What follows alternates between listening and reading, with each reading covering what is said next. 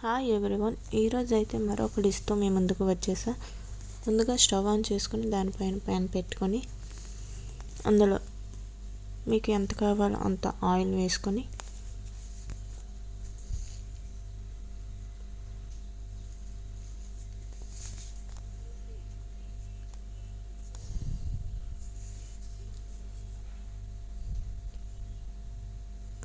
Oil అనేది బాగా heat అవనివ్వాలి. ఇలా బాగా హీట్ అయ్యాక అందులో కొద్దిగా పోపు దినుసులు,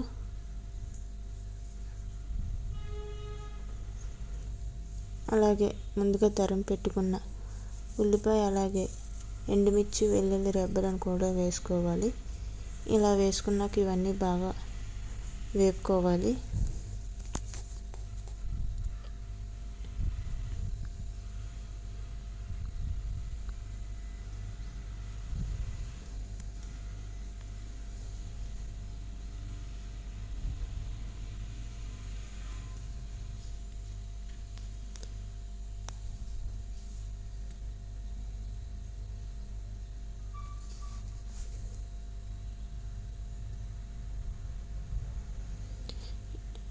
ఇవి బాగా వేగిన తర్వాత అందులోనే కట్ చేసి పెట్టుకున్న టమాటా ముక్కలను కూడా వేసుకొని బాగా కలుపుకోవాలి.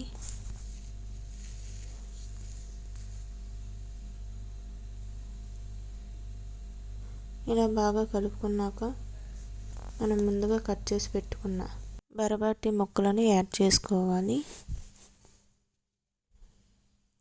ఇలా మొత్తం అన్నీ యాడ్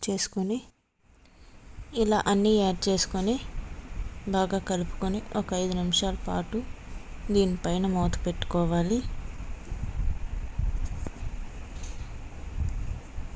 ఇలా మూత పెట్టాక ఒక 5 నిమిషాల పాటు వదిలి తీసి చూసుకుంటే బరబాటి అనేది బాగా ఫ్రై అయిపోతుంది.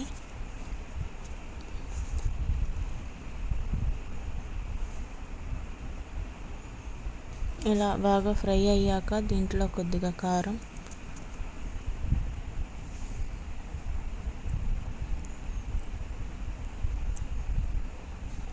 అలాగే కొద్దిగా సాల్ట్,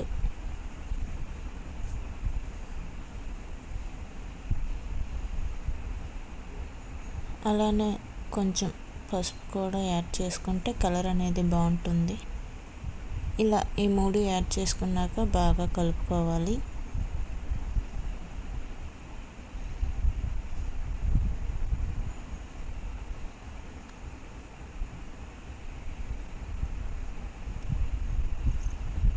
ఇలా బాగా కలుపుకున్నాక కారం అనేది స్మెల్ రాకుండా ఉండడానికి కొద్దిగా వాటర్ని యాడ్ చేసుకోవాలి. వేసామా లేదా అన్నంత వాటర్ వేయాలి.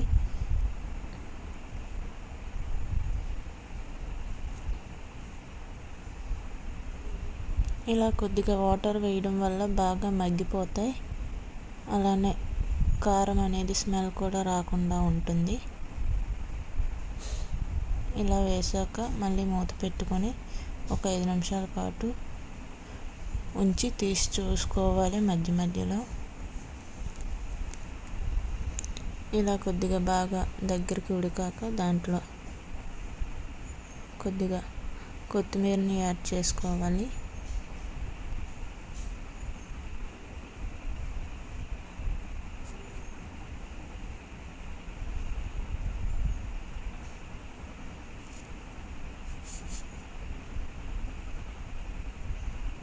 ఇలా కొత్తిమీరని యాడ్ చేసుకొని మొత్తం అంతా కలిసేలా బాగా కలుపుకొని మళ్ళీ ఒక 5 నిమిషాల పాటు మూత పెట్టి ఉంచి బాగా మగ్గనివ్వాలి. మూత తీసి చూసుకుంటే మన బరబాటి కర్రీ అనేది రెడీ అయిపోతుంది. చూసారుగా ఎంత చక్కగా ఉందో. చాలా టేస్టీగా ఉంటుంది. ఒకసారి తింటే మళ్ళీ తినాలనిపిస్తూనే ఉంటుంది. మీరు కూడా ట్రై చేయండి. ఈజీ అండ్ సింపుల్ మెథడ్లో చేసా. ఒకసారి ట్రై చేయండి ఫ్రెండ్స్. బాయ్.